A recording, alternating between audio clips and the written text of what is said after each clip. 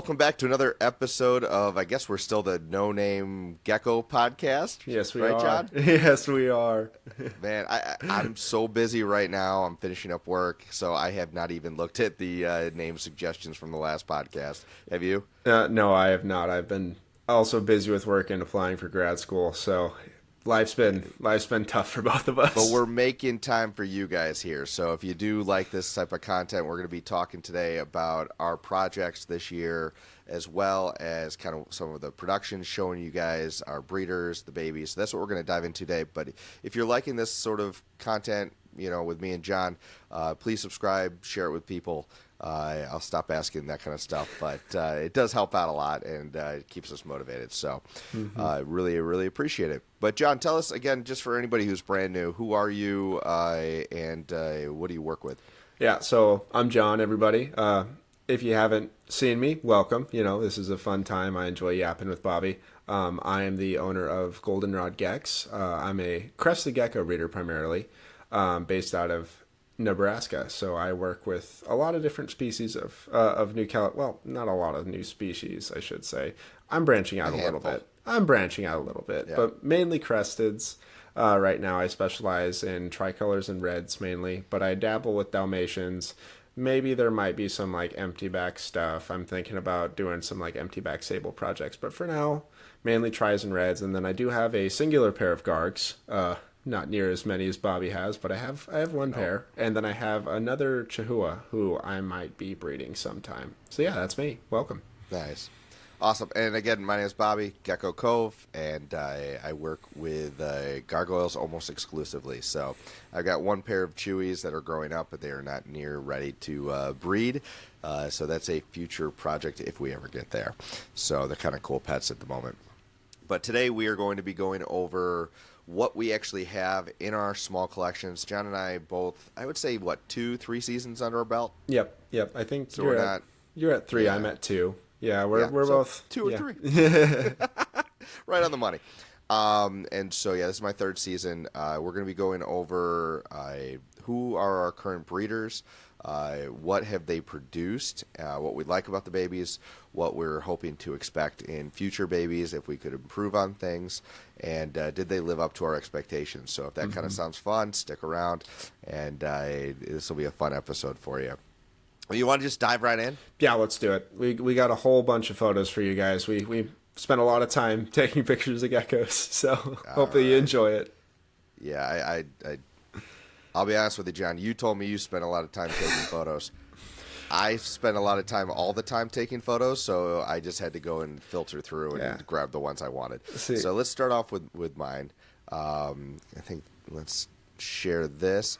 And I'm going to have to explain a few things. If you have not been on my channel before, this is Eve. Eve is, was my red base, red stripe. She was the second gecko I ever got. And she is absolutely stunning. She is one of the brightest red geckos I've ever seen. I say she was. She's still alive. She is no longer with me. She was sold. I'll probably get into that and announce where I sold her to a little bit later on. But for now, I only have 2 babies from her. So I sold her before she gave me a second clutch. So another breeder, I'm going to have to compare notes when they're ready to, come onto my podcast and talk about it. I have to compare to see if the babies change, because sometimes the first set of eggs that you get aren't necessarily what you should expect the entire time, and some people get disheartened the first time they see some babies hatch out, especially with high-end pairs. So I'll show you what I got out of her and Mahe here. All right, and let me back up a second before I show you the babies, because Mahe, what I was trying to do with him is he's also a red base, super vibrant, but he's a blotch, so I didn't know what was going to happen with her being kind of a 6-stripe, not perfect 6 stripes mixed with a blotch. But I'll get back to the babies. Let me actually go over. I'm going to share. Stop sharing this. I'm going to share my website, because I feel like you're going to get a better overview of all of my animals that I was breeding. Okay, so here are the breeders for the 2025 season. Now I'm going to show you 2 different pages I have, this was my original pairings. So as you know, it's funny. Google, I don't know what's going on. His name's not Egg. It's like translating names. That's what I found out. I was like, why does it keep changing my gecko's names? Isn't it weird? Uh-huh. So apparently Mahe means eggs. I did not know that. Good to know. So Mahe and Eve started the season off together. Nemo and Seychelles started off the season together. We'll get to their babies a little bit later on. Proslin and Maui started the season off together, so we've got babies out of them. Komodo and Hawaii, I no longer have Komodo. So one trend you're going to see is that I actually went from having one-on-one pairings, and I've switched now to trios. You can actually thank Nemo for that.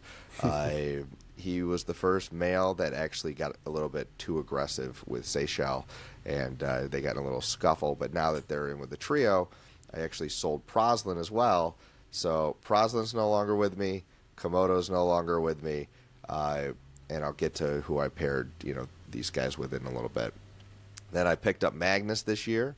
And I also picked up Bermuda, so those two are together. I've got eggs from them. They're fertile, but I don't have any babies to show. Those I'm really excited for, because if you know Magnus, back from watching old episodes with Red Rack, so Jake paired Magnus with his girl, Cleopatra, and just some of the best gargoyles I've ever seen. It blew my mind.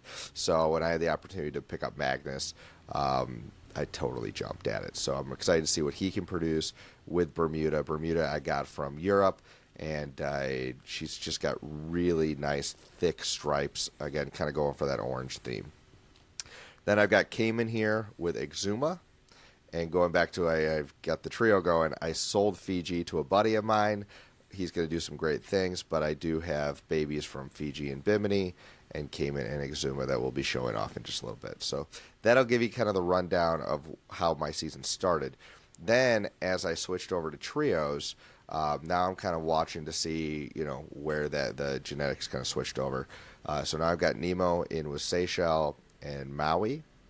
I've got Magnus in with Bermuda and Hawaii. And I've got Cayman in with Exuma and Bimini. And then, not eggs. Eggs. Mahe. Yeah, eggs. Mahe, he's just kind of chilling by himself right now. So he's got some girls growing up in the wings, but they're not ready.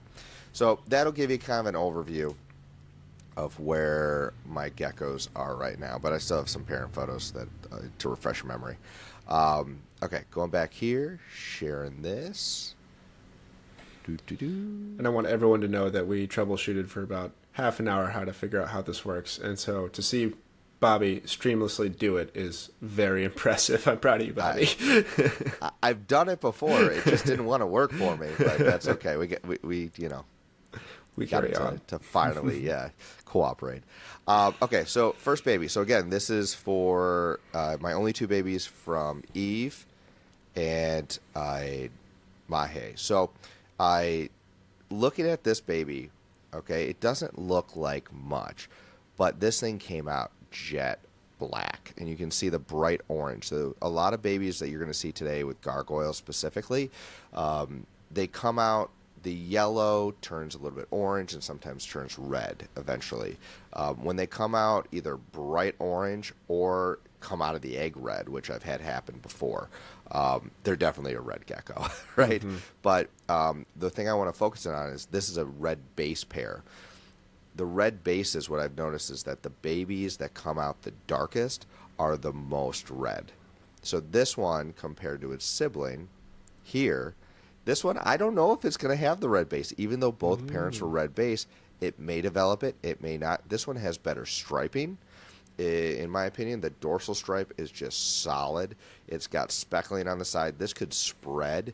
This one's got a ton of potential. I don't know if you can notice, but up on its head, it's got a lot of speckling on the top of its head. Guys, this is like a week old. So for these things to have that much color in their legs, the side, the head, I'm pretty excited. It's got a mix between blotch and stripes, so you never know what you're going to get. It's kind of a mosaic. But if my predictions are correct, this baby's going to be dark. This baby is going to be just a normal kind of, lighter base with kind of a red pinkish hue to it. So we'll see. Any questions, John? No, this is actually a nice educational thing for me because I don't know anything about Gargs. I have I have a pair, but I still am learning so much, so that's the fun thing. You're learning here, and then when we get to your crested geckos, people can learn about that. I'll learn about crested geckos because I don't breed them. So I'm always shocked too when you say, "Oh, I got more eggs." I'm like, "How long has it been?" "Oh, only 30 days." I'm like, "You lucky SOB." Yeah, they go fast. So this is my trio that I showed a little bit earlier. You got Bermuda, Magnus in the middle, and then Hawaii. So you're kind of your spectrum of oranges and yellows. All right. I got to show this guy here, again, going back to Komodo. Sold him. And so you can see he was sort of more orangey. He's turned a little bit more red since I've sold him, just seeing updated photos. But he was gorgeous from H2O Reptiles. Just, I had too many males. So looking at this, again, he was going in with Hawaii, and I didn't know what to expect. So pretty decent stripes here. I think it's going to be a nice baby, but the laterals just aren't huge, which is really interesting. I was expecting more laterals, but just because you throw two fire geckos together doesn't mean every baby's going to come out a 10 out of 10. But this one is one to watch because sometimes where you see that white, that can fill in with color. It doesn't mean that it necessarily will all the time, but there's potential there, especially with Hawaii being a yellow base, or not a yellow base, a yellow stripe. It's a little bit more rare. Yellow takes a little bit longer to come in sometimes, right? It's not like red where it's pow right away. All right. Then Hawaii's thrown these before, but I think she's got some blotch in her, lineage, right? Because she's thrown some really nice blotches. So this is a cool little blotch from Hawaii. It's got a ton of color. It's just got a ton of potential. So especially with how covered Komodo was, I'm really interested to see how this one progresses. And again, these are just a few days old when I'm taking photos. So look at that color. Yeah, it's kind of similar to the one you bought for me. I would say that's strikingly similar to the dude who I named Rob in homage to Bobby, obviously. Thank you. That is strikingly similar to the one, and the one that I have is done amazing progression-wise. It looks absolutely stunning. The orange turned to a nice deep red. And again, going back to what Bobby said, how you're not always going to get fire offspring every single time from two incredible animals. If you listen back to our previous podcast when we talked about what we learned, that's one of the biggest things you learn is just because you invest a bunch of money and get these stunning animals doesn't mean they're all going to be incredible. And especially it's almost impossible to tell at this young. Like this animal could stop progressing now, or it could progress and do something insane, incredible, and just way better than both the parents. At this age, we just don't know. But we're trying to highlight. That's why I want to hold on to my babies a little bit longer. And one of the things, like if you go back and listen to my podcast with Rack House, one thing that he is just a master of, Paul, is isolating traits in generations. And so where Hawaii is one of my geckos I don't have lineage on. She was my first gecko from, Birds and Beasts pet shop around me. And because I don't have the lineage on even 1, 2, 3 generations back, potentially more, they can play a factor and they can throw in, her grandparents could have been blotches. And so when you're dealing with a polymorphic animal, you can throw things from generations back that you're like, where did this come from? Which is kind of cool. But the more going back that, okay, this group has been bred blotch to blotch to blotch to blotch to blotch consistently. Okay, well now you got higher odds that the babies are just going to come out blotches or 6 stripes or black and whites or fill in the blank with whatever phenotype you're looking for. So kind of fun. All right, this is the next grouping, and of course Bimini is fired down, so she's not looking as great, but these guys are amazing. You've got Cayman on the right and Exuma on the left. Bimini and Exuma are actually half siblings too, so that's kind of fun. That is So, cool. just Yeah, that's so nice yeah. to, especially with the trio, being able to isolate the genetics and everything is really, really, it makes it a lot easier when selling and to be able to give people an accurate lineage of the gecko. Correct. And they've been very consistent. So here's one of my first babies, right? So this one is from Exuma and Cayman, right? And it's just, this thing, It's stunning. days old. Yeah. It's got so much color. I mean, if it stopped progressing right now, it would be one of the best geckos, I've ever produced. But if this thing blows up like I think it's going to, watch out, guys. Oh, yeah. It's going to be nice. And this is it fired down, right? So it shows how it's got you got a little bit of base color influencing the pattern, but it's still got a ton of color. You look at all the color on the head, and again, at such a young age, I am very impressed and happy with their first clutch. This is the sibling. Again, very consistent. Yeah. Little less on the head, but almost more on the body. I was just going to say the same just- thing. Yeah. Yeah, I mean, you can see the legs are covered, the sides are covered, cheeks are filled in. I love that with blotches when, a lot of stripes, the cheeks kind of going up to the eye are filled in with color, but a lot of blotches, they're missing a little bit. And that always bugs me, even in a fantastic blotch, but it's just something that I look out for. So, Fiji, he is the one that I sold to a buddy of mine. Great gecko, produced beautiful. I think it's the father to the gecko you have. Yep. Yeah, I think so Right? too. Yep. So, really has produced some nice stuff for me. Just, again, look at his cheeks. Not fully filled in, just little things that I look for when I'm trying to stay small. But look at these babies that came out. Again, this is like a few days old, these photos when I took them. Just stunning and just covered. So, very happy with Bimini and him. Not all of them are going to come out that amazing. This is my favorite one. Yeah, that's absolutely incredible. Isn't it? Yes. So, again, at 10 grams, we'll see how it looks. Yeah, and that's going to be a common trend you guys hear is, if this thing progresses the way we think it is, it's going to be a monster. We have to sort of insinuate what's going to happen based on what we see, but you can narrow it down pretty good once you start going. Well, and this is a good example of that. So, like, this one I don't think is going to be an absolute monster. Again, this is from Fiji and Bimini from their very first clutch. That was their second clutch we just showed you. And, again, fired down with blotches, you really get to see what you're working with without any kind of muddy water. This thing is going to be nice. Again, could really progress, but I've had a lot of babies like this one turn out to be just good, not holy shit, right? And so little light speckles everywhere. Should be interesting, but got potential, especially with the genetics. This one too is the clutch mate fired down again. This one's kind of interesting. It kind of reminds me of, and I don't know if it's because it's sort of half fired or fired down fully, like a jaguar, like how it's got the spots and then it's kind of outlined with the like black lining. Do you kind of see that, or am I just making this up? I see it with the spots and then the background pattern coming in. Yeah, I get what you're saying. So it's kind of interesting. I like the banding on this one, but again, the second clutch came out and it just blew me away. And now I sold Fiji before I got the second clutch. I messaged the guy I sold him to, and I'm like, just so you know, this is what you just got, right? Genetically speaking. I think I remember you talking to me after the second clutch popped out, and you're like, "Oh, maybe I should have sold it."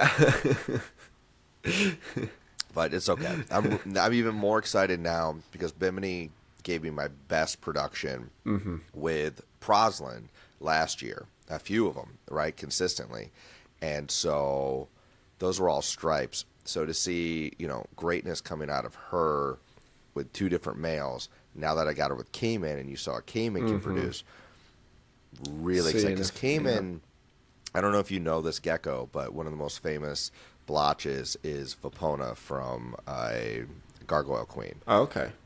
Okay. He's in some of the best blotches, have his genetics, and Cayman's a son. a direct son of his. Okay. So he's definitely a powerhouse when it comes to lineage, and he's done well so far in the first 2 geckos. I got another 2 that are going to hatch any day. I was kind of hoping they would hatch before this podcast. That way I could kind of show you like fresh out of the egg, but no luck. So yeah, so those are my blotches. Just to keep the clip going here. This is my 3rd trio. So on the left, we've got Seychelles. Middle, we've got Maui. And on the right, we have Nemo. A little video of them just going around. These guys, I mean... Yeah, that's a stellar trio. Yeah, yeah. So I've got big expectations for them. And the very first baby I hatched out this year is this guy here, or girl. Actually, it's looking female right now. This is from Seychelles and Nemo. Tons of potential, super wide back, as you can see. Laterals, I'm hoping they fill in a little bit. You know, they kind of trail off a little sooner than I'd like them to. But if it stays female, I could use a few more females, you know, the way I'm going. So we'll see how it progresses. But it's got some nice head coloration, little blotches that might expand as it gets older. But this thing is about 6 grams now. And the color's really starting to pop. Yeah, it looks so impressive, especially for 6 grams. It's a 6-gram gecko, and it looks better than a lot of adults out there. Yeah, just for reference, most of these geckos I'm showing you are like 3 grams. Yep. Right. Yep. I was ballparking for mine. I think for both of ours, it's like 3 to 5 grams, maybe. That's the range we're showing you guys. These are fresh hatchlings that are a month or 2 old. Here's another fun fact, just kind of hatching them out. Certain females have bigger eggs. Certain females have smaller eggs. Certain babies are just larger, right? And I incubate them all the same way, very humid, and what's interesting is Exuma and Bimini, going back to them for a second, they're beasts as far as size goes. And they grew really, really rapidly when they were younger. At a year old, they were both 60 grams. And their babies come out of the egg around 5 grams. Oh, so, wow. that's one thing that I'm just excited for, genetically speaking, that you've got these just robust, well-patterned animals that don't look like they have any, they're the ones you want to have kind of thing. If you're looking for a large gecko, a large healthy gecko, they come out of the egg and they're moving. They're not lethargic. They're not like, all right, I need a minute before I wake up. No, they're big and active. So really like that. This is the next one that came out. Okay, I really like this one. Really nice laterals on this one. The back should fill in a little bit more, but that secondary stripe there is just stunning. Leads into the head. One thing I noticed with these ones, they all have a little bit longer snouts, which I think comes from Seychelles here. But yeah, just love this gecko. Oh, man, did I miss the sibling? Oh, my favorite one. Maybe I messed up the order. Hold on. This is Proslin.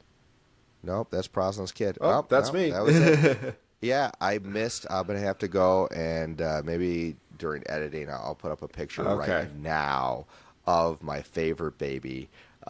This one's clutch mate. It's got a full-on, tons of head color, tons of saturation down the dorsal center stripe. Secondary stripe is phenomenal, where it's going to be at least a super stripe. And then the laterals are just as good as this baby, if not better. So I'm inserting a photo right now so that you can see what we're talking about. But it is by far my favorite stripe production. Oh, wow. Some of those blotches, probably of all time. Oh, wow. That I've had. That you guys aren't going to want to miss that one then. I'm excited. No, so I can't believe I didn't put it in this. When I watch this video, I'm going to be waiting for that. Nice. So, yeah, that one just blew my mind when it came out. And it keeps getting better. So, all right, going on to my last one. Proslin here, again, just sold him. Just, again, trying to reduce males. I wish I could keep them all. You do get sentimental with these geckos. He was my first, cornerstone male for the last 2 years, but I've got the babies I need from him. I've got basically a Proslin Jr., who I have a different name for, but and he's better than his dad. and so I can't justify keeping them if I don't want to have 100 geckos in my house. That's the hard part. So I know it's rough. If you guys want an episode on that would be a fun one. Put a comment down below about how many is too many, and how do you stay small, if you want to stay small. Anyway, all the fun ethical questions there. So he was paired with Maui, and so Nemo, I will see Nemo and Maui babies a little bit later on. I'm really excited for those. But for right now, this one it's doing great. Yeah. The one thing I do like about this baby I want to point out is, do you see how the lines aren't straight? They're jagged. Yeah, I like that. That's cool. What does that mean? Okay, I know this. Bobby's quizzing me on gargoyles, guys. I'm like a student here. That means that they're gonna spread, right? Because they have the potential to spread. The potential, like fingies. Yes. Yeah. So if it looks like static, right, and it doesn't have a defined edge, that has, in my opinion, and a lot of people I've talked to before, more opportunity to spread. So if in 5 grams I see those lines getting closer and closer, that's a really exciting gecko that this is a holdback for me, guys.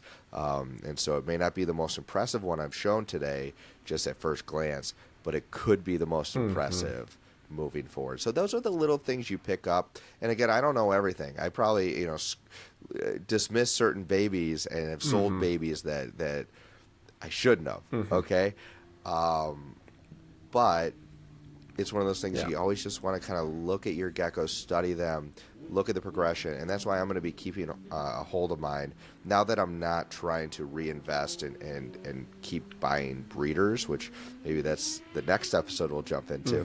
Now I've got a little bit more patience and time for me to really study my animals, let them grow out, see what the genetics I really want to work with are doing, and then make decisions based on a little bit more data than what I've done in the past. So yeah, no, that's and again, that would be a super fun episode topic. Just the trying to manage to stay small. It's tough. I also struggle with tough. It. So if that's something you guys want to listen to, I'd so be down.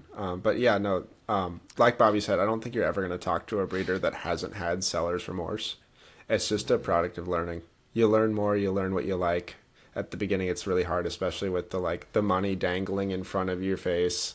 It's really hard to hold them. But yeah.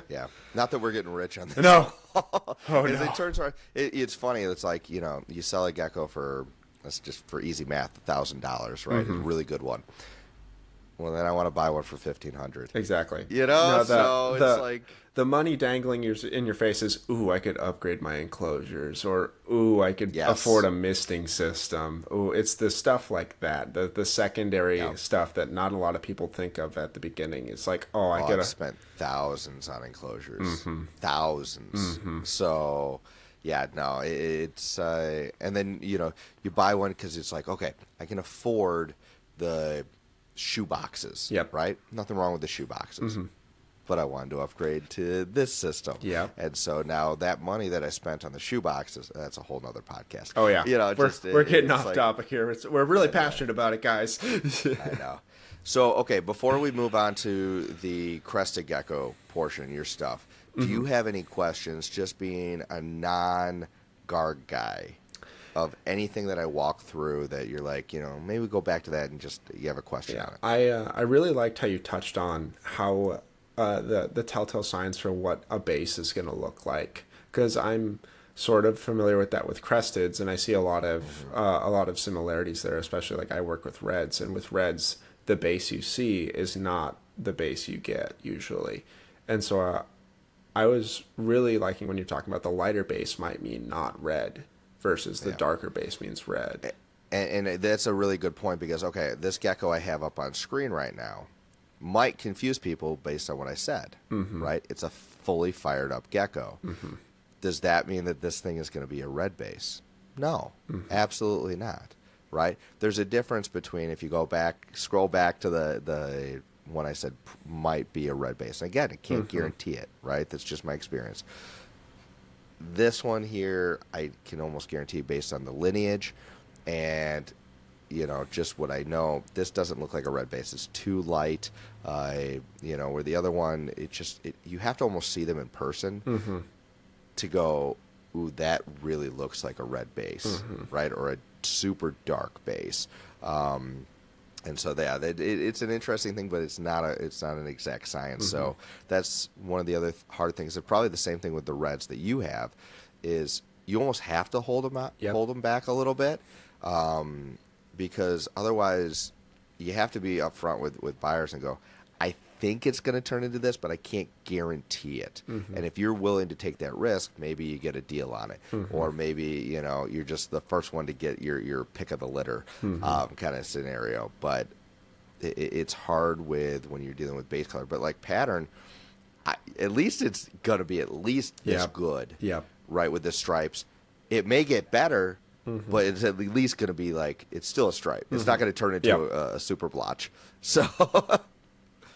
And I'm assuming the same goes, like, I'm partial to, like, orange blotches with Gargs. I've always thought they were cool. I'm assuming the same goes for telling whether that orange is going to turn red. You have to count on the lineage and the stacking of the traits. It's just, it's a guessing game.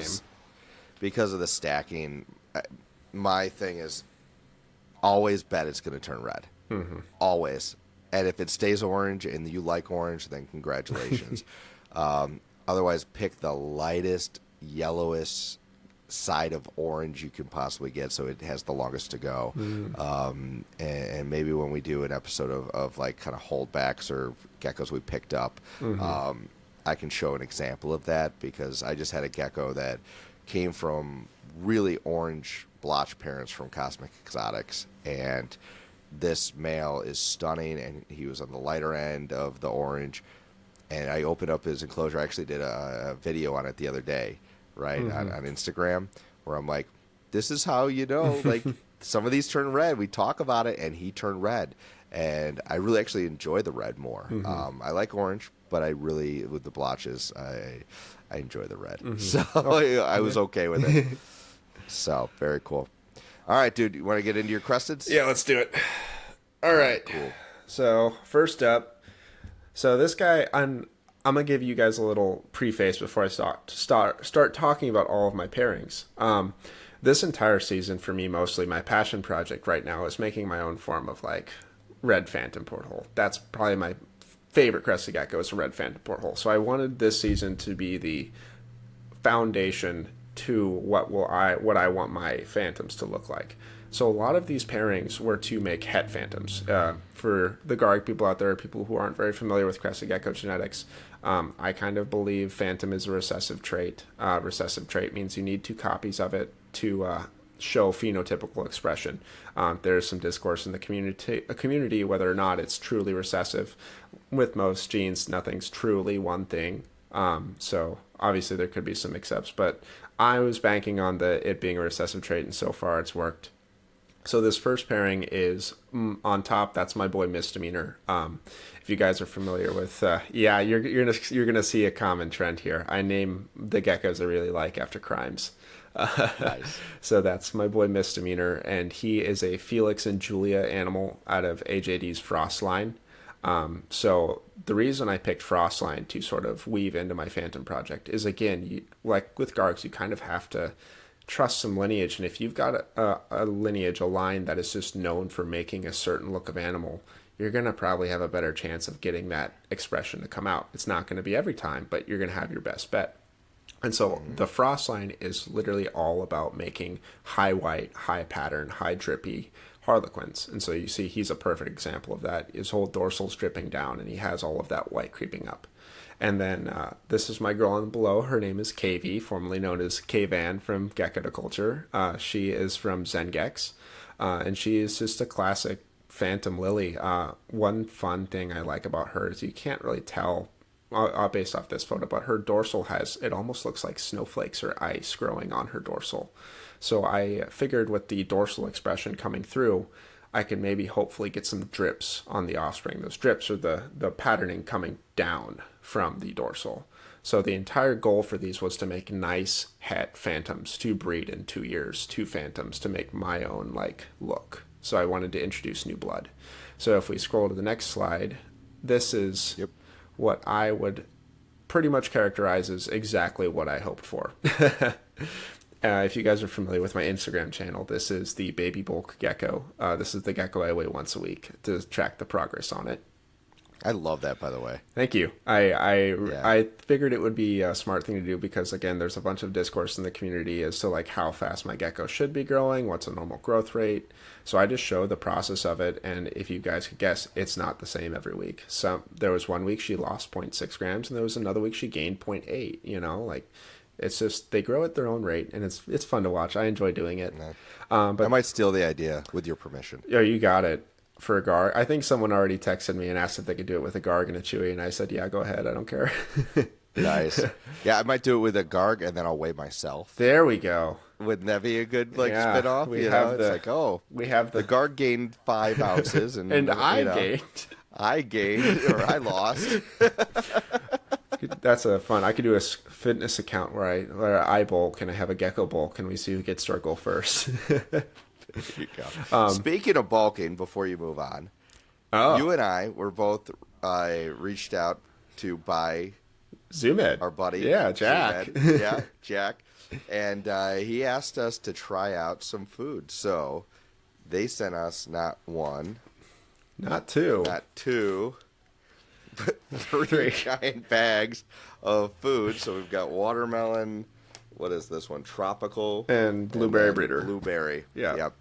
So something for the future, but apparently they've reformulated and made things better. I want everyone to know that we are not a sponsor with Zoom Ed. We will give you an honest review. We're not gonna just blow stuff up you guys and try to act like it's the coolest thing in the world. I plan on doing more of like a longitudinal study where I have hatchlings, because I have like 38 more eggs in the incubator, so I have plenty of hatchlings to assess growth rates with.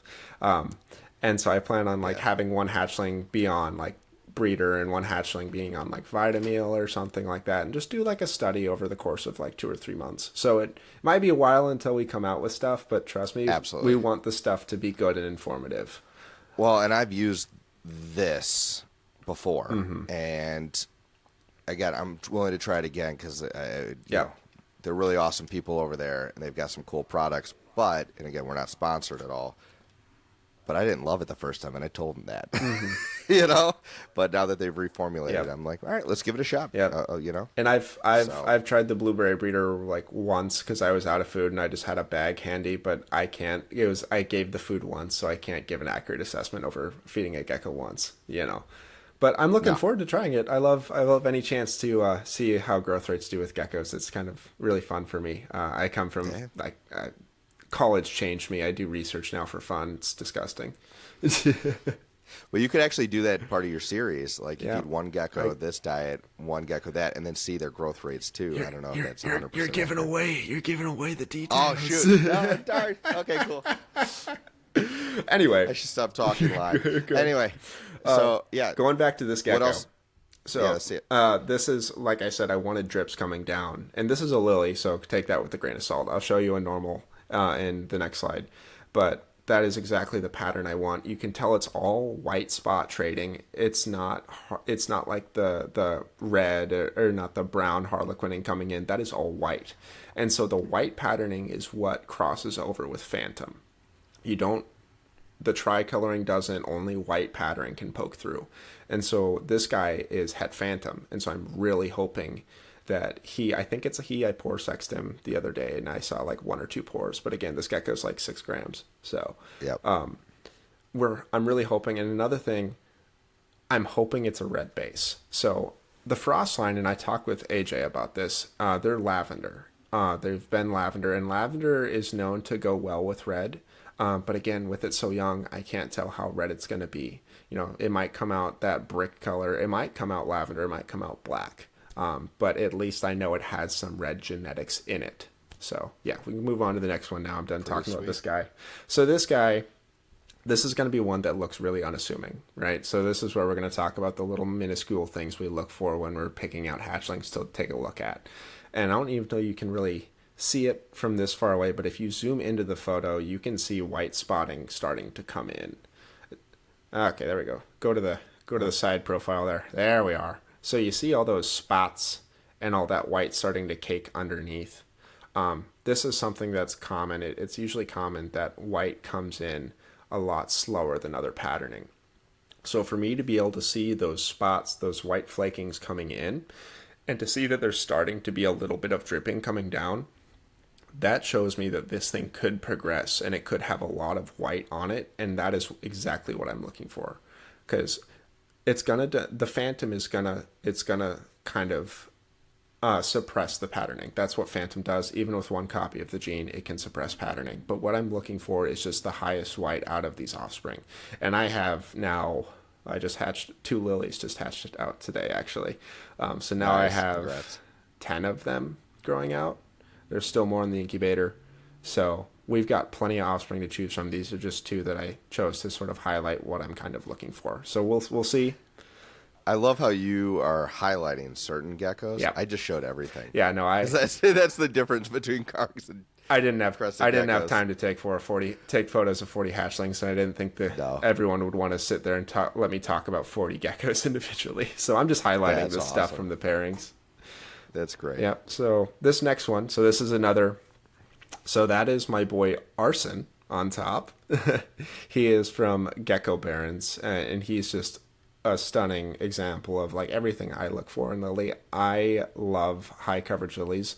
Bobby, I know, is more of a contrasty, equal parts white base color. I like them both, but yes, I like a little bit more color. Same here. I also like my nice contrasty lilies, but I'm really pushing for that white, and it almost looks like a tissue fell over the base pattern kind of look. And then down below is Mocha. She was bought from Cowabunga Cresties. Shout out Penny, she's pretty cool. And she is a Phantom cap. And so, again, I'm trying to make really high quality het Phantoms. And I also I put Cappuccino into my red project. Cappuccino is for my red project. I now have maybe an allelic gene for my Tricolor project, but I'm not going to talk about that yet.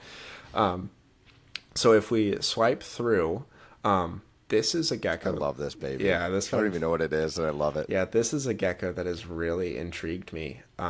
So as far as I knew, my boy Arson was not het Phantom at all. He was just a regular red lily. But I proved him out, and you'll see later the Phantom he hatched out. So I think this is a Phantom frap. I was extremely lucky. This is their first clutch. Both of them hatched out as fraps. And I think this one might be a Phantom frap. But if we look at it, I'm definitely holding this guy back. Because again, with Phantom, it suppresses the white. And white is already something that takes a little longer to come in. There's already stripes going up to the dorsal. They're kind of suppressed. You can't tell that they're coming out. But you see those spikes of white coming up to the dorsal. That is a great sign that once they grow a little, that white is going to pop through that final layer of skin. And you're going to be able to see that white. So this is, again, another one that I just have to hold back and hope that it does the thing I want it to. But even if it doesn't progress from this point forward, it's a stunning animal. This is a 3-gram gecko, and it looks that gorgeous. I can't complain. No, I like it. Yeah. Send it to me. Okay. I'll grow it out. And then this is another frap. But this frap is a lot lighter. It's more of that brown. So I think this one got more of the red expression versus the other one is a lot more darker. Because again, they're going to have different layers of that red expression since I paired it to a dark. But that dorsal is a lot lighter, and it's a lot lighter overall. The camera made it a little darker.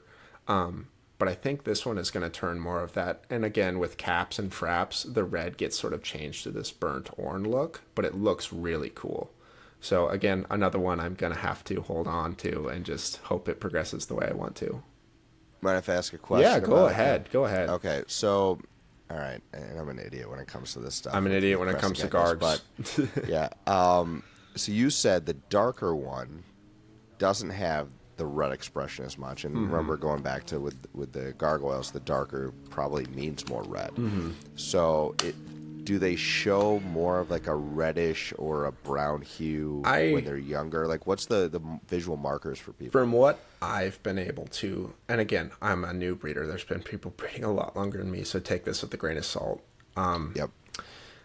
I've noticed that though so far the ones that are turning red for me are the ones that hatch out more of like not a brick, because it's not a red at all, but more of like a lighter black, like, whereas they're not jet black. I have some that have hatched out from that misdemeanor and KV pairing that are like black. They're just black, and they haven't gotten lighter at all.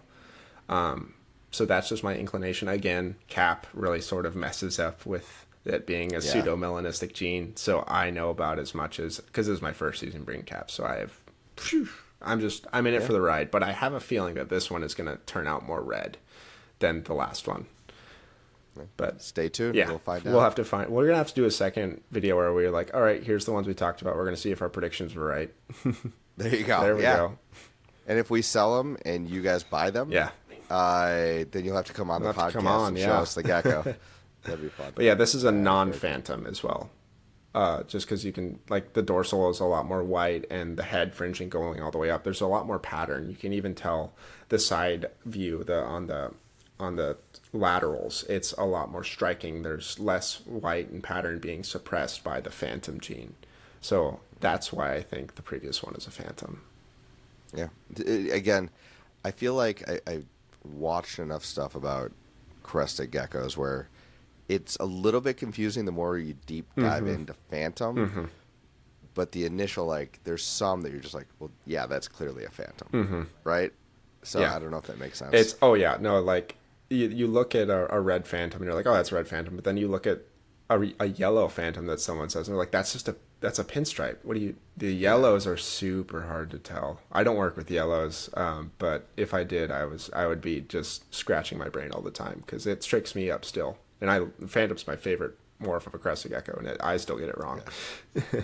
You need 3 experts to put the stamp of approval. Exactly. Phantom with those, yeah. Very cool. All right, next guy. So up top is my girl Sid. She was named by my girlfriend Kylie after Sid the Sloth. There's some cute names in here. Those are the ones my girlfriend named.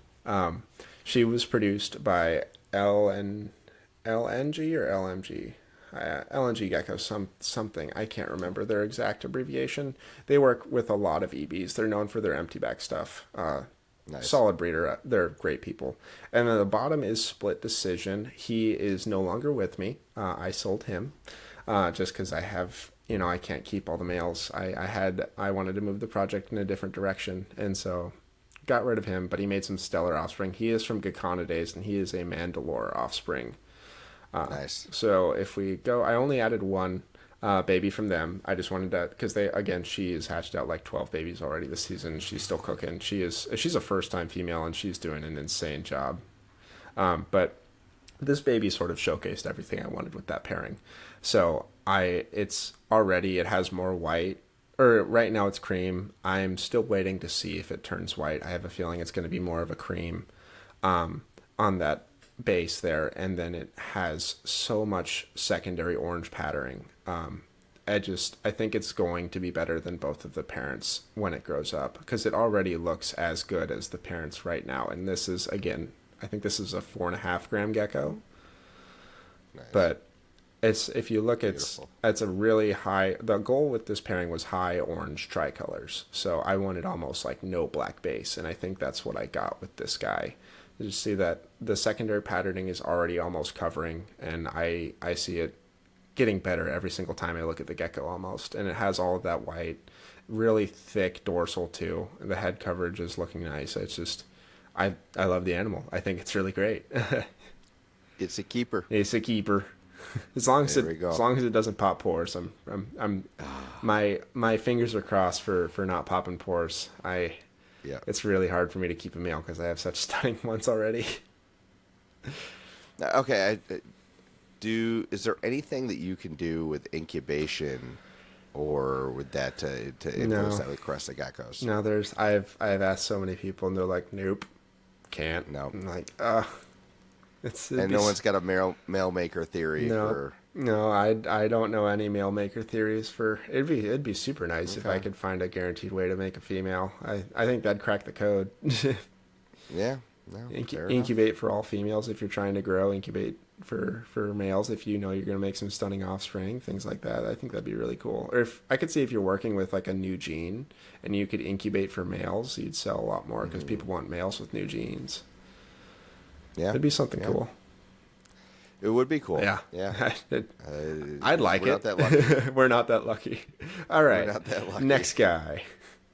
So again, this is another tricolor pairing of mine. I only did 2 tricolor pairings this year. Well, no, that was a highlight pairing. So this is Helium. He is from Northern Gecko. He was previously owned by Gabby at Morph Menagerie. He was a breeder for them, and they were getting rid of some breeders, and so I hopped on the chance to grab him. He's a stunning animal too, just super high white. You'll see I didn't exactly know where I was going with my tricolor project last year. I just tried to buy animals I thought were really pretty. I've sort of narrowed it down now, and a little foreshadowing, me and Bobby plan on talking about our geckos that'll be ready for next season. And that's where I'll talk about more how I settled on what I want my tricolor project to look like, and I'll highlight a lot of the a lot of geckos that I'm bringing onto the table. But nonetheless, he's very, very pretty. And then my girl Felony, she is from Zengex. She's, oh man, I can't remember the pairing right away. Is she the one on top? Did you put girls on top? No, I only put the girl on top for the one to make sure I said that Split Decision was sold. But otherwise, the males were all on top. But that girl Felony, she's from Zengex. She is from Jarvis times Delphi. There we go. It popped in my head. She was one of the first geckos. I think she was like the second gecko I ever bought. I love her. She's just a pretty little tricolor. The really dark ridge underneath the kind of the crest, is that called something? I don't think so. Is that what people refer to as drippy? So no. Dripping is, if you look at Helium, or when we go back, I don't think I have any more misdemeanor posted, but dripping is when the white patterning, the white snowflaking connects to the dorsal and goes down. Because normally the white patterning comes up from the belly. Dripping is when the patterning comes down to meet that. So a lot of the times, makes sense. And this is something that I learned because I love lilies, and I wanted to learn as much about making a good quality lily as I can. When you're going for that high white, high coverage, you want to pair those lilies to normals that have those dripping, because that way it can help meet the pattern and create a full coverage animal. So the dripping is very important for that. Anyway, I only have 1 offspring for a photo of these guys. Again, because a lot of them are really young, and I feel it's a common trend that I say that white takes kind of a longer time to show up than regular patterning. But this little girler guy is starting to show some of its patterning. Before, you really couldn't tell the secondary patterning from the white. It was all just sort of a cream color. It takes them a little bit to sort of blossom and start to show their potential. But this guy, again, is just a classic example of what I'd want from that pairing, which is just a nice, solid, thick dorsal tri with that crisp white coming through, and then the secondary patterning up back. And I know I have a feeling it's going to progress more than that.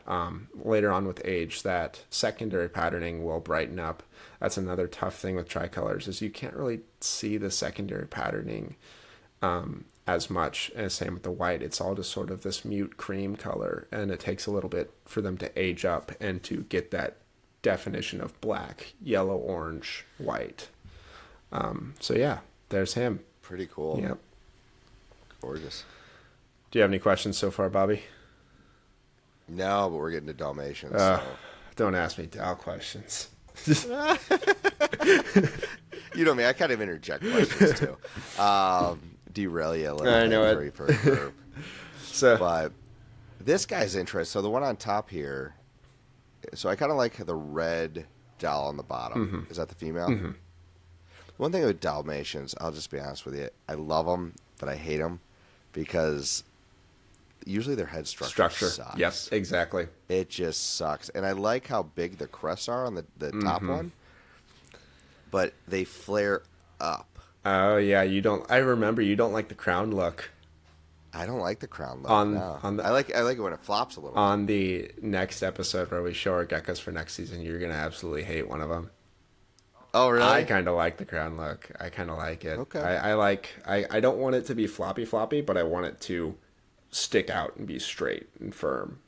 And so I'm Yes. hoping that if I get that crown look with the like really floppy ones, it'll sort of even out and just blink and be like a little airplane. That would be perfect. Yeah. Yeah, I don't mind that. So, But yeah, very cool. like Bobby said, head structure is a huge issue with Dalmatians. I mean, I love the girl on the bottom. Her name is Yzma. The trend with the Dal names is they're all named after like villains of like comics and stuff.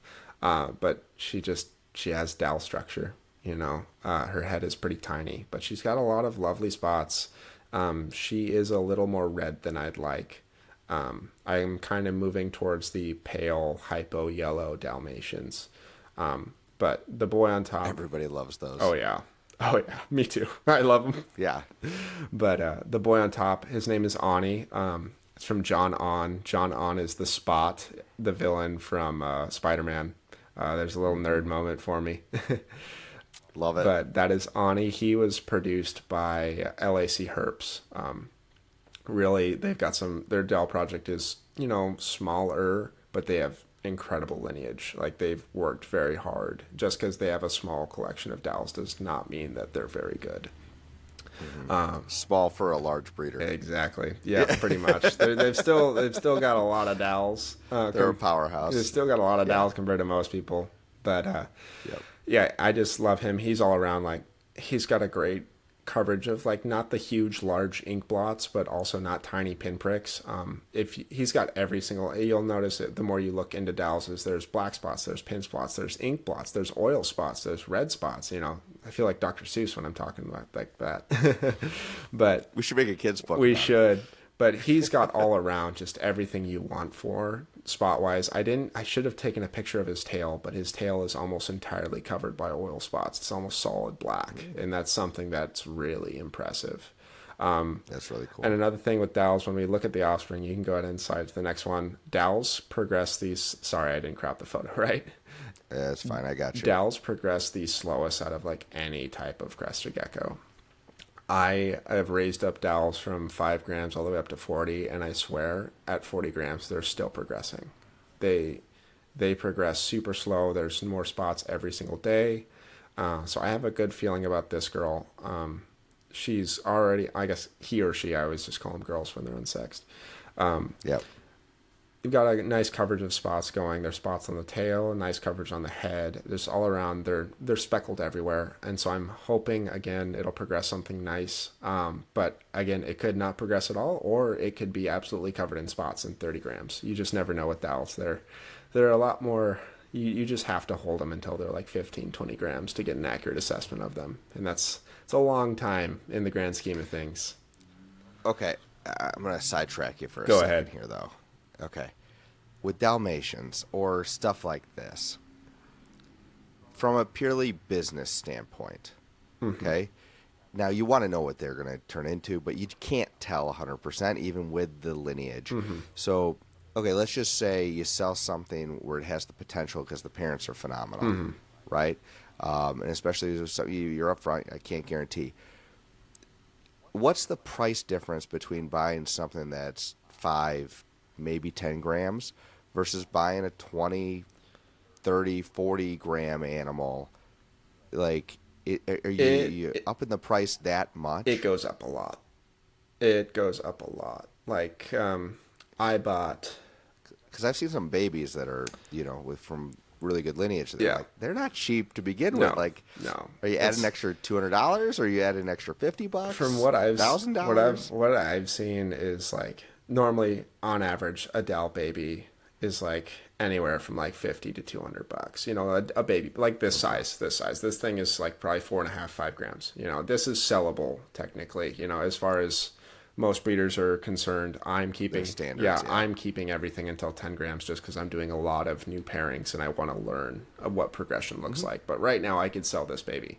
I'd probably sell it for like $100, just $80 to $100. I'd probably sell it for that. If it progresses and then and it's like 20 grams and it's absolutely covered in spots, well, now I'm going to sell it for probably $400.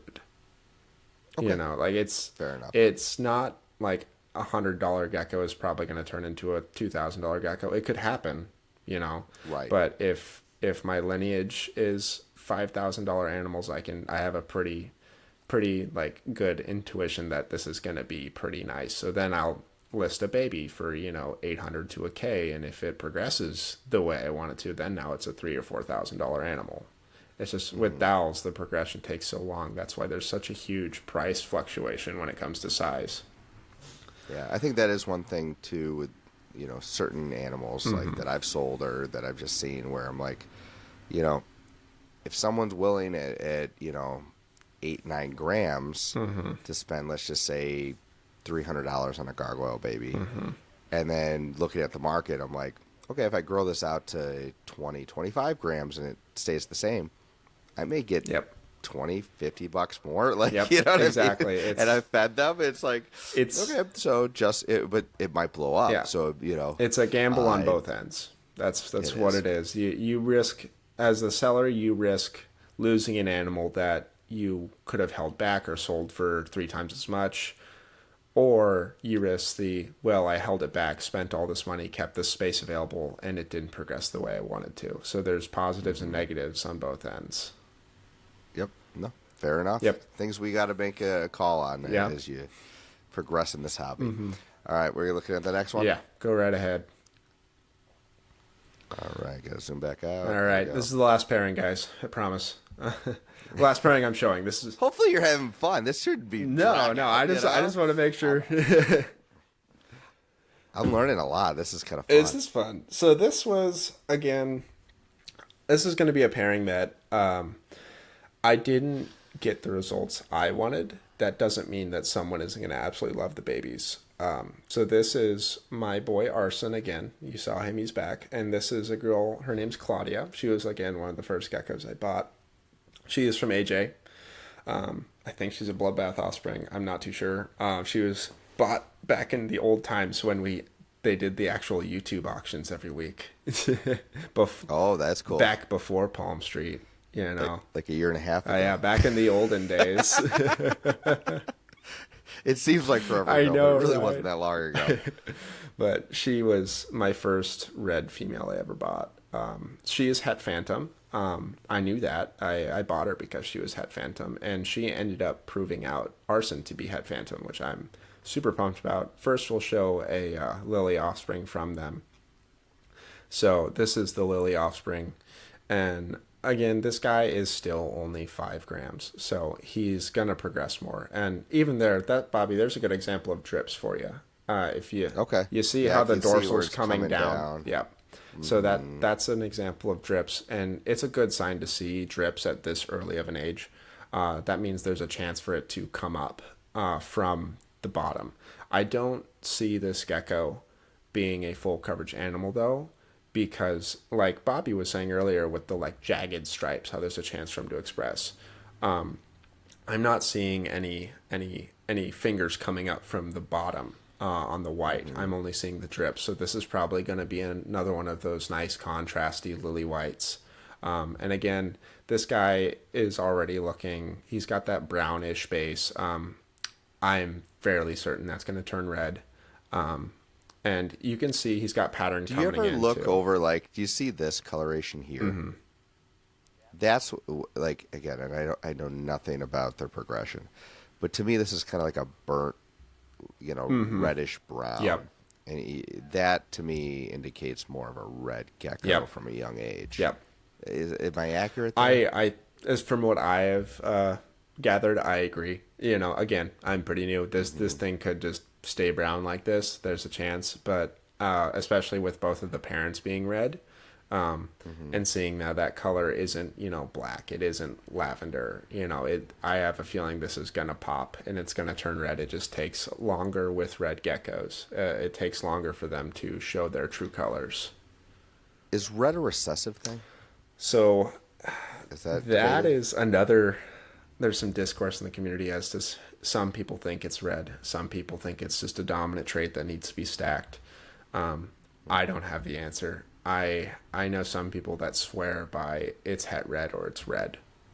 And there's some people that say no, it's not. If you get a nice lavender, you'll make nice reds. And I've seen both arguments being proven technically, Well, wouldn't this be easy to prove out if it is recessive? Because you just had two red animals, so 100% it would be red Yeah, then. you'd think so. But Just using logic here, trying to.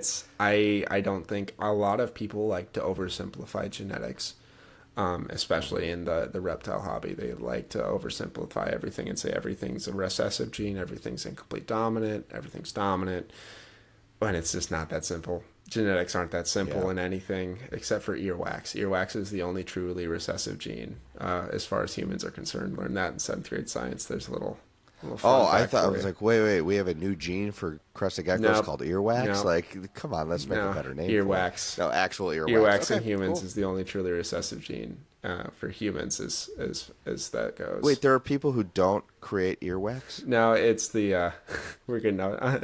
So it's the texture of the earwax, whether it's dry or it's wet.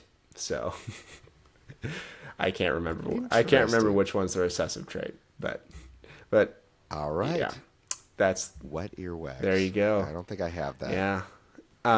But Whatever. Yeah, we'll get back on topic. Back on topic. Genetics are complex, and almost nothing's like truly recessive or dominant or things like that because of all the polygenics involved. So I am sort of the camp that it's sort of a dominant trait that's stacked, and if you want a red animal, you have to selectively breed for what kind of red you want. A lot of people choose to like introduce what is hypo, and again, hypo is another one of those. It's not a gene, it's a selectively bred dominant trait. Same with like tangerine. A lot of people have been trying to prove that tangerine is like recessive or incomplete dominant, and I also am of the camp that it's a polygenic trait that you selectively bred to make things vibrant orange.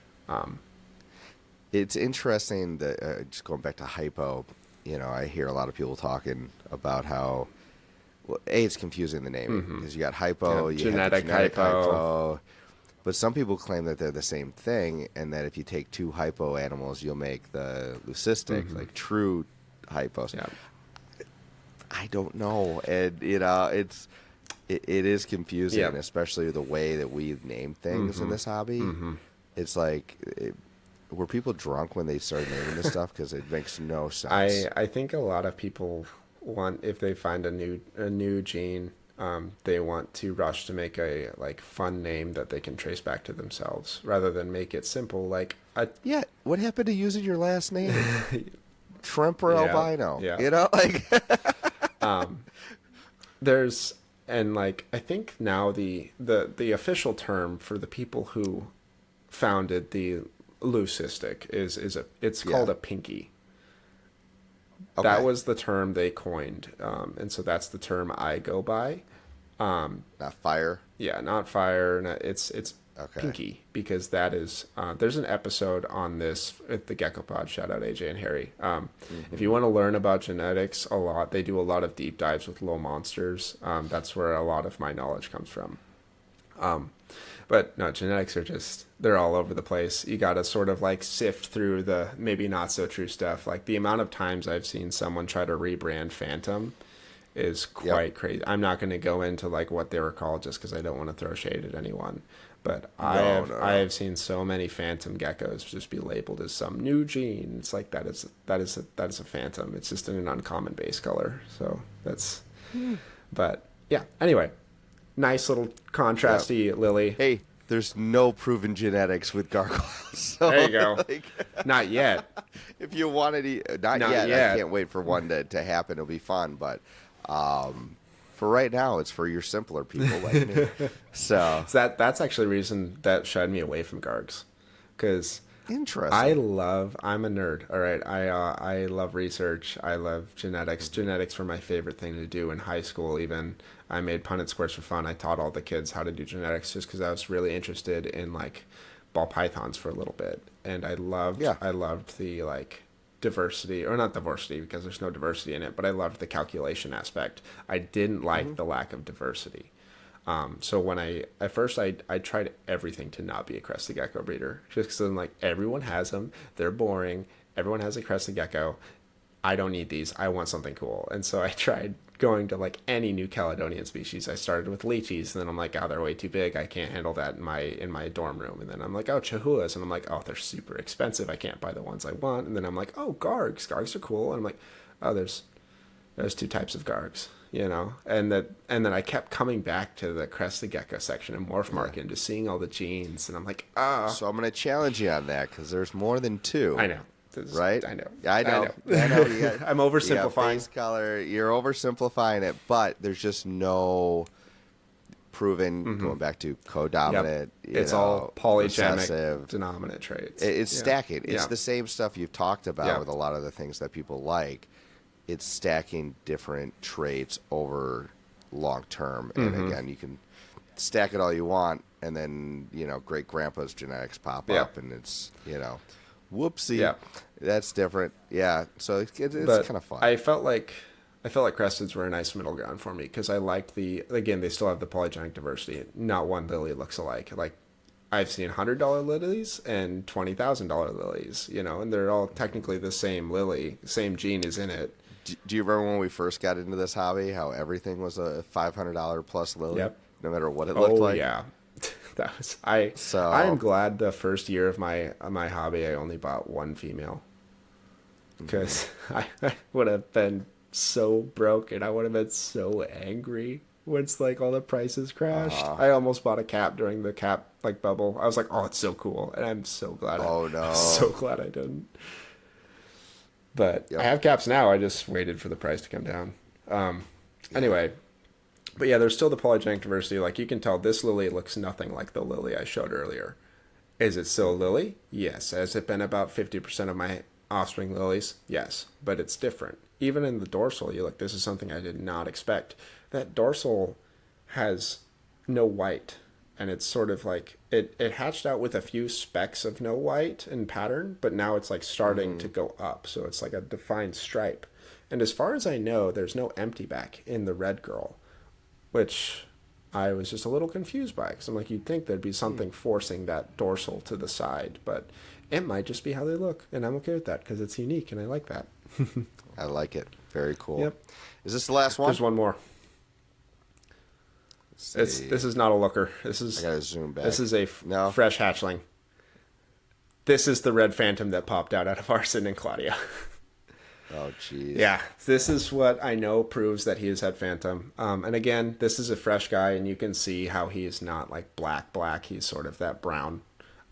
This again gives me a nice little inclination that he'll turn red. Again, with phantoms and white in general, white starts to show up a lot later, especially when suppressed by the phantom gene. And so to see that little stripe of white gives me a lot of hope. That white. So could this be a crazy low expression lily white? No, I don't see that at all. No. No, I mean, I don't see it, but I've never, So we were talking about spectrums there. So with lily, the lily gene actually affects multiple layers of the chromatophores in the skin. This is all based off of little monsters knowledge. They are way more familiar with this stuff than me. If you want a good actual clinical description, please go to their website. Look up Foundation Genetics. Have a ball. You can stay there for as long as you want, and you'll keep learning. They did a lot of hard work to make that thing happen. It's truly a blessing to the community.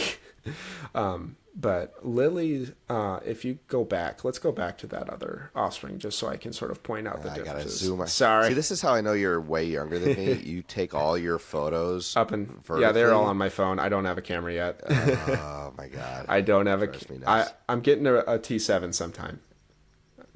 So you see how thick that white is? Like, it looks like it's poking out at you. Mm-hmm. So that is the multiple layers of the chromatophore being affected by lily. That is, so if you look at it from, let's say the skin is this way. So the lily is affecting the bottom layer as well as the top layer of the white. So it's a lot more dense and it looks textured. Whereas regular white from like dominantly stacking traits, it's like 2D versus 3D, is one layer of the chromatophores. So the lily gene makes it look really dense. That's why a lot of times it turns like cream and yellow as well. It's just it's a lot more deeper white, and it makes it looks textured. In some extreme cases, it does affect texture. But that is lily. The lily white versus a regular white, where it's like one layer just swooped on there. It's a lot lighter. It doesn't seem as textured. So that's a good way to tell. I'm going to ask one, and again, I should probably say this for another podcast, but with lily whites, I'm just always curious. I see some of them maybe in Korea where that area where the white is turning orange or it's turning another color. Do you see that being the future of lily whites, is working in color, and how does that work? Do you have any idea? So I do. I really see people starting to push. I'm seeing some like vibrant orange coming through, things like that. It's very impressive. I think that can be done two ways. You can do it Tangerine gene by stacking what is, tangerine. Again, I use the term tangerine very loosely because it's not technically proven as genetic. Sure. At least, and some people are working on their own lines. I'm not saying some people's lines may be proven out as genetic, but right now I don't think we have any proven tangerine gene that, like, if I pair it to this, 50% of the offspring can do it, or if I pair back 100% of the offspring do it. There hasn't been that like stark difference yet, for me at least. People are working on it. I'm not peer reviewed. Yeah, people are working on it. I've heard talks of some people thinking they've got it narrowed down. I'm not going to say none of them are genes. It's just, I think there's multiple phenotypes. So that's one way. What's the other way? So the other way is, again, finding that gene. So we have the stacking deep orange peach traits together to hopefully make a lily, or if someone cracks the code and finds a like codominant or recessive gene that affects the layers of white. I think there are some people that may have done it. I do see some stuff where it's like, okay, there's maybe a gene going on there, but I'm not going to say that tangerine in itself is a gene because there's so many different tangerine lines out there that is impossible to tell between a phenotypically stacked trait versus this is a gene, I think it'd be cool if someone like stacked the tangerine so much it turned red. I was actually just about to talk about this. So, there you go. I don't know if you're not very familiar with Crested Gecko genetics. It's fairly new to the market. The Chocho? Yep. Yeah. So Chocho has been proven out as a recessive gene, I think. Ruby Reptiles works a lot with it. He has some stunning Chocho lily whites. And they look. He has stunning. Yeah, that's like, let's just be. I get jealous of him every time I look at his Instagram account. I ain't gonna lie. From bearded dragons to gargoyles to chochos, like anything red, he loves it. He's got it.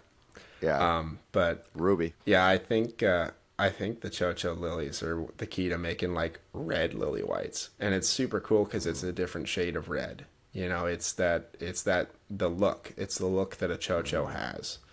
I low-key want to get my hands on a Chocho, but I know I can't afford one. I'd have to like... What the hell does Chocho mean? Do we know No, what Chocho it was means? named by a Korean breeder. I don't know what it translates to, but one thing I do find cute, and really, like, I respect them for it, Koreans work collectively, and they do it very well when it comes to progressing the hobby. And so all of the... genes that they come out with, a lot of them turned out to be lethal just because they didn't know at the time. They just named something because it was new. That's no harm to them. They didn't, you don't know it's lethal until it pops out and it dies. That's not something you can prepare for.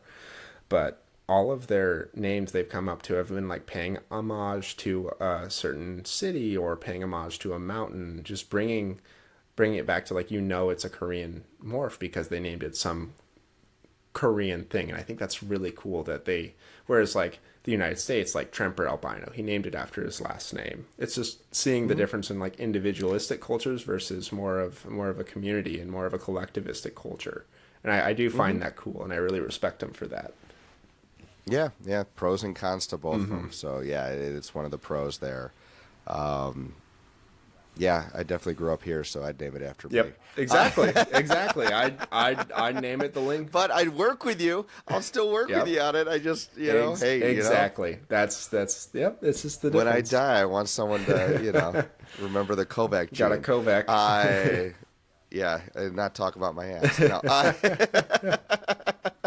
anyway, very cool. I like it. It's really cool, and I think just seeing a community work together and share knowledge. That's what we're trying to do here. Oh, yeah. So gonna definitely shout that out. Very cool. Well, I think we've gone over. Yeah, we're almost at an hour and a half of showing off. We've gone babies. over everything. So kind of fun. Hopefully, everybody else here enjoyed this sort of kind of walkthrough. I know it's not as hopefully it's flashy. But our energy isn't like super crazy right now, but hopefully you guys feel the passion that Jon has and that I have for what we're doing here, where we're trying to take the genetics that we understand, the way we understand them, and we're always learning, and use it as sort of an art medium to play with it and see what comes out and adapt and learn. And, it's a never-ending process. So I appreciate you sharing that with us. And hopefully the audience likes it. I hope so. I hope you guys can understand, like, when we talk about these little things, I'm sure you've had that moment where you have that revelation of like, oh, this is true, and it takes you so long to see them, and just to even be able to say like, oh, see, I can see drips, and that means it might go well with a lily. That's something that. But this is the kind of conversations that you and I and me and other people have off air all the time. And it's like, oh, I got this baby hatching out. Do you see this on it, or am I just seeing things? And then, once you see it a few times and you can kind of see patterns and, anything that'll kind of give us a predictor on either the progression of, the animals we have or the ones we want to buy. And I remember, like, I'll send you a picture and be like, hey, what do you think of this? Do you think it would go well with this project, or vice versa? So it's the genuine kind of conversation. I'm sure Bobby remembers this. I had a phone call with him at like 11 at night because I was freaking about if I should buy this male tricolor, because I'm like, I just don't know. It looks like this, but I have this other male. It's a whole community aspect, just coming together and trying to figure out what makes these things tick. Will we ever know fully? Probably not. It's polygenics. But it's nice to have the backing of everyone so we can get more of an open perspective. Yeah, if you're trying to do this on your own, you're missing out on a lot of fun. Exactly. And again, just because, Jon calls me and says, hey, should I go with option A or option B and why? I could give him my exact reasons, and he goes, yeah, he's an idiot. Now I'm going to go with my option, So there's no right or wrong way of doing this, but the more we chat together, I've had revelations just based on you seeing things or other people I work with seeing things, and I'll be like, you know what? Yeah. I totally see what you're going with there. So that's what we're trying to share. Very cool. Well, any last things we need to kind of announce before we wrap this thing up? No, I guess, guys, stay tuned. I think it's been mentioned previously, but we're going to go over our grow outs and how we're going to progress these projects that we just showed you. So stay tuned for that. I'm excited about that one, so I can really show you what I'm gearing up for the next season, because I think Bobby will understand this. You're always more excited for the next season than you are the season happening, because you're so pumped for the new stuff and the things you're going to see. So you'll probably see me a little bit more lively then, I promise. The anticipation is half the fun, right? Because it's like once you have them together, it's like, all right, now I'm anticipating the babies, right? Versus anticipating the actual animal being ready and getting to their full potential. So, that's going to be a good one. Good. And I've got... Oh, shit. Yeah, Bobby's got some fire. I'm adding my own stuff, but Bobby's doing this full town now. Everybody, Bobby's going ham. I am maxed out right now in space. So again, trying to stay small. There's a reason I sold some of the breeders I had, because going into the season, that was not the plan. The plan was to have, my 6 pairs, leave them the way they are, and be done. And then I bought Magnus, and then things changed. So, anyhow, guys, I really appreciate you sticking. If you're around this long, do me a favor, share. Please leave a comment. I know comments, not everybody loves to leave them, but it really does help the algorithm, and kind of helps us push this out to other people. It could be, hey, shut up, stop asking us. But I don't care what it is. Just leave us something. Or, good. you know, if there's anything that we touched on a little too lightly, or if there's something we didn't touch on, let us know. You know, the only way that we can get better is if you tell us. So open for all criticism. Oh, we're perfect. What are you talking about? Yeah, Bobby's perfect. Bobby's perfect. I'm not perfect. But oh, John. Hey, I'm just keeping it 100% real right now. I don't know what I'm doing. No, and we're having fun. But guys, hopefully, again, if you have any name suggestions for us, leave them down in the comments. We will eventually pick a name for this podcast. Leave us some suggestions on different topics you want to do. And I know some people did mention they would like this to be a live show. I think that would be a hell of a time. Yeah. So we'll figure out a good way. I want to hear Bobby uncut. Guys, let's make it happen. Yeah. I mean, it takes me hours to get all the cursing out of these things to make them family friendly. It really does, guys. Anyway. It's hilarious. Yeah, can you tell? No, I do a good job. All right, guys. Thanks again so much. And until next time, we'll see you around. See ya. Hey, if you've enjoyed this video and want to encourage me to make more Gargoyle Gecko content, do me a favor, hit that subscribe button, share this with a friend, and maybe check out one of the videos right over there. I'll see you next time on Gecko Cove.